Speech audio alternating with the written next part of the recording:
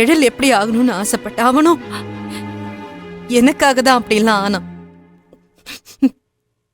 பெருசா ஜெயிச்சான்.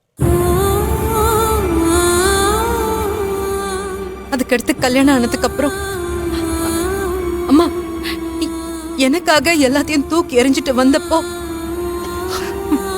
அவன் என் கூட சந்தோஷமா இருக்கணும் தானே ஆசைப்பட்ட. ஆனா அந்த ஆசை மட்டும் நிறைவேறல. அவங்க சந்தோஷமா இல்லம்மா. எனக்காக எல்லாத்தையும் தூக்கி எறிஞ்சிட்டு வந்தவன் நம்ம வீட்ல சத்தியமா சொல்றேன் சந்தோஷமாவே இல்ல.